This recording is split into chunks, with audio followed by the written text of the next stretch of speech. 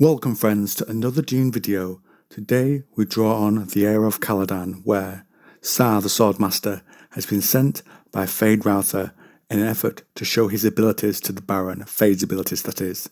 The Swordmaster has gone to Caladan before to kill Jessica and thought he had succeeded, but in fact killed another Bene Gesserit. So now he has returned, with Paul in mind, to break the heart of Leto so Feyd can gain the Baron's favour. How does it go? Friends, let's find out.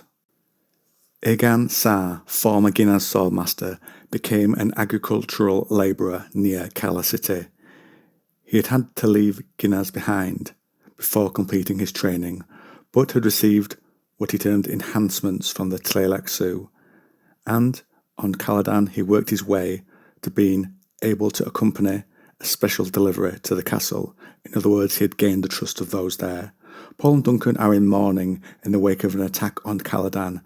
Sar kills the driver after they make the delivery, and then he entered the castle through the kitchen, and he had learned the acting Duke Paul's behaviours, and so knew where he usually went on an evening. Later after food, Paul and Duncan go up for some sword play, and whilst choosing weapons, Sar emerges to attack them, surprising them both. Duncan slammed into the stranger, and then they fought in the doorway. He seemed a match for Duncan. Sar taunts Duncan that he's more than a swordmaster.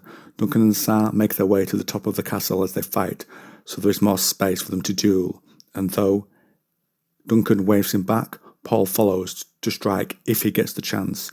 Sar led Duncan as they fought, and Paul forced a change in that rhythm by attacking Sar from the side, and Sar uses his cloak to catch Paul's sword, nearly taking the blade from his hand. Then Duncan cuts in. Sar was forced back to the castle wall, and out of struggling for a room, jumped onto the crenellations for the high ground, and then from there he attacked Paul directly. Paul called on all his training to parry a blow, and barely held onto his sword under the impacts and the strength of the strikes that Sar was able to bring against him. Duncan attacked and diverted the Tleilaxu Swordmaster in an effort to save Paul. And while Sar focused on Duncan, he still managed to find a moment to snatch a blade and throw it at Paul to end his life. But the Heir of Caladan managed to strike it out of the air with his sword. The attack on Paul angered Duncan.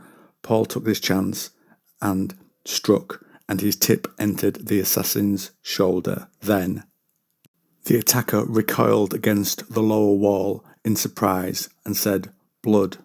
Duncan needed only that fraction of a second, and he lurched one step closer. The assassin raised his sword to counter a strike, but Duncan didn't use his sword. Instead, he struck out with his other arm, slamming the flat of his hand into the centre of the man's chest. The blow knocked him backward, and the momentum sent him off balance.